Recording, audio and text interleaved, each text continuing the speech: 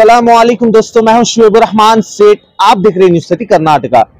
दोस्तों, बहुत सारे इदारे, बहुत सारे एनजीओ, बहुत सारे तंजीमें लगातार शहर बेंगलौर ही नहीं, रियासत कर्नाटका में खिदमत के लिए जुड़ चुकी है। इस वक्त हम दारुस्सलाम में मौजूद है। आप देख सकते हैं दोस्तों, जो शानदार और इज्जतदार बिल्डिंग जो द मुस्लिम ऑर्फनेज दारुस्सलाम के नाम से जाना जाता है दुनिया भर में, आज यहाँ पर मौजूद है। ये नई बिल्डिंग है और वो पुरानी बिल्डिंग है। दोस्तों दारुस्सलाम मुसलमानों के लिए बहुत सारे प्रोग्राम्स यहाँ पर मुनक़िद किए जाते हैं, जहाँ पर एक ताकत भी कह सकते हैं आप।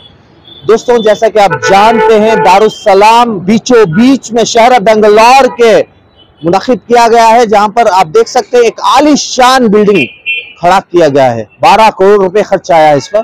तो दोस्तों, बहुत सारे सियासतदान भी मौजूद थे यहाँ पर। तो चलिए दोस्तों, बात करेंगे और जानते मजीद तफसीलात यहाँ के जिम्मेदारों से। बड़े खुशी की बात है कि शहर के बीचों बीच में एक यतीम खाने की जगह में एक अच्छा कमर्शियल कॉम्प्लेक्स आया है।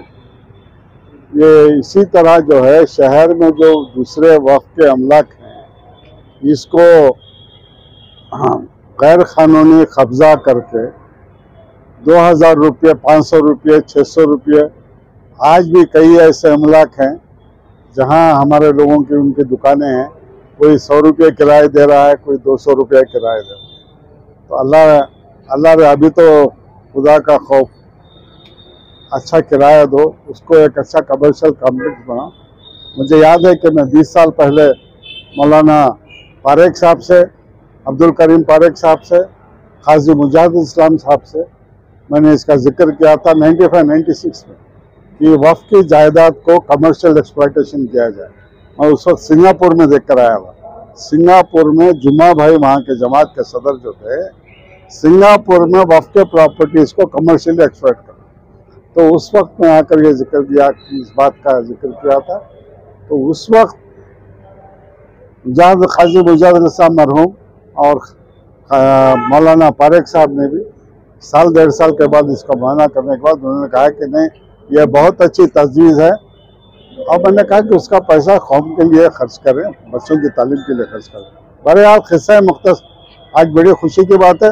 मैंने एक और बहुत बड़ा मसला है इस एरिया में, मैं काफ़ी कोशिश करके थक गया उस मामले में। मुस्लिम लाइब्रेरी है बेंगलोर में, एक पुरानी लाइब्रेरी। मैं सारी जवानी वहाँ जा के मैं पढ़ता था। हम मुस्लिम लाइब्रेरी में जाकर किताबों का मुताला करते थे, मैगजीनों का मुताला करते थे, अखबारों का मुताला करते थे।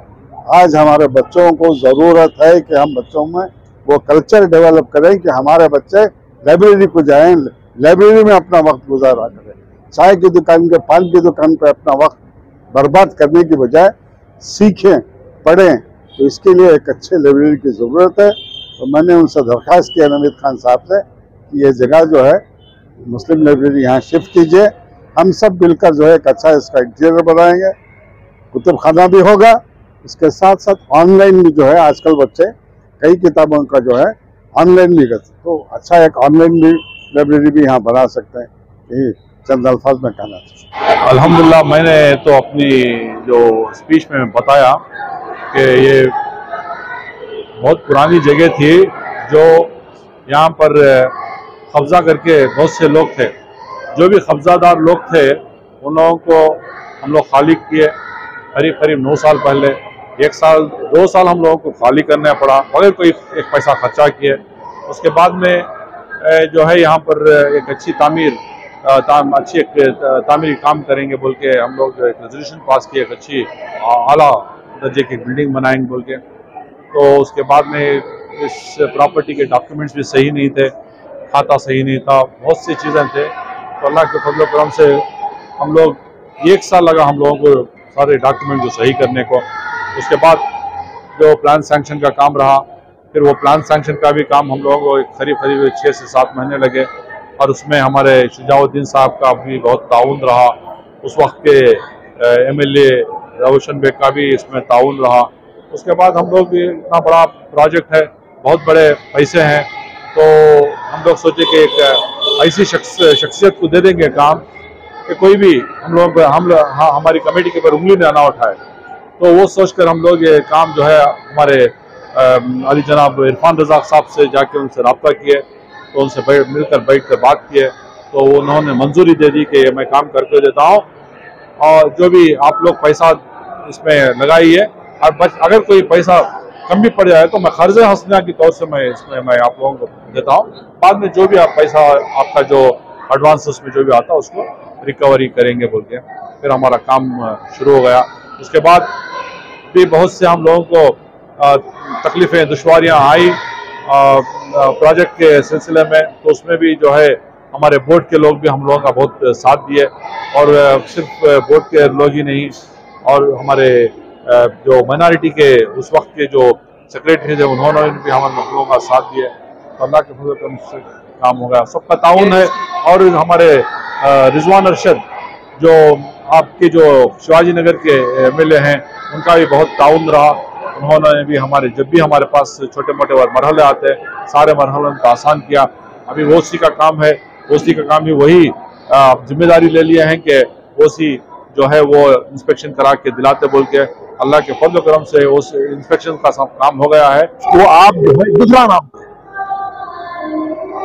यतीम खाना हाई स्कूल, यतीम खाना प्राइमरी स्कूल, ये नाम देने से बच्चा कल इंटरव्यू जाएगा, और उसके बाद में जो है वो दिल्ली को जाएगा कोई इंटरव्यू के लिए, हायर स्टडीज के लिए अमेरिका जाएगा, ऑस्ट्रेलिया को जाएगा। वहां पे आर्फन का नाम नहीं देखना चाहिए, उनमें एक ऐसा से कमतरी पैदा होती है। तो इसीलिए सरकार ने जात पात का जब मसला था तो लोग जो है चंद जातों को गिरी हुई निगाह से देखते थे। महात्मा गांधी ने उनका नाम क्या रखा, हरिजन बोल के रखा। और थोड़ी जगह के वो बच्चे शायद फिजिकली हैंडीकैप थे, माजूर थे, तो वो जाते थे फिजिकली हैंडीकैप, ये वो फिजिकली हैंडीकैप की कोटा में सिलेक्ट हुआ, वो बच्चे को अच्छा नहीं लगता था, इसलिए उन्हें नया नाम दिया फिजिकली चैलेंज। इसी तरह तुम भी तुम्हारा आने वाले इंस्टीट्यूशन का नाम जो अलग दो, ये मेरा सलाह मशवरा रहा। दूसरा, तुम हॉस्पिटल को जब देते हो वहां पे तुम्हारा एग्रीमेंट में कंडीशन होना चाहिए 10% गरीबों को फ्री इलाज होना चाहिए। बहुत सारे हमारे पास हॉस्पिटल की मॉनिटरिंग कौन करेंगे? मॉनिटरिंग यही करना पड़ेगा ना, जो कमेटी है, जब अग्रीमेंट उनके साथ टेनेंट इन लैंडलॉर्ड का जो मुआहदा होता है, अगर वायलेशन रहा बोले तो एक्शन ले सकते हैं। उसके अंदर लिखो any violation of the agreement we are bound to cancel the lease agreement. अरे इतना बड़ा इदारा से हॉस्पिटल को जगह देते 10% जो गरीबों को तुम फ्री इलाज नहीं करते। तुम, मैंने बार बार कह रहा हूं, हमारी जो जगहें बची हैं तुम दूसरा कुछ करने की जरूरत, एक जो आमदनी के लिए कमर्शियल बिल्डिंग बनाओ, और इसकी इनकम के अंदर तालीम के ऊपर जोर दो, और दूसरा जो हॉस्पिटल्स के लिए बनाओ।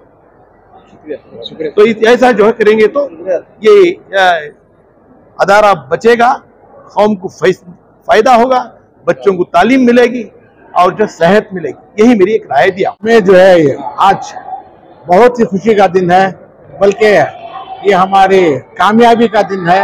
यतीम खाने अहले इस्लाम जो शहर बेंगलुरु का एक कदीम इदारा है, 130 साल पुराना इदारा है, और हम लोग यहाँ पे, मैं और नवीद और तमाम टीम जो है पिछले 9 साल से यहाँ खिदमत अंजाम दे रहे हैं, और ये हमारे लिए एक अचीवमेंट है जो आज हुआ है, और इससे जो है आमदनी में भी इजाफा होगा। इसके अलावा बच्चों के रहन सहन, एजुकेशन, हर चीज में हमने खास तवज्जो देकर उनकी सहूलत कर रहे हैं।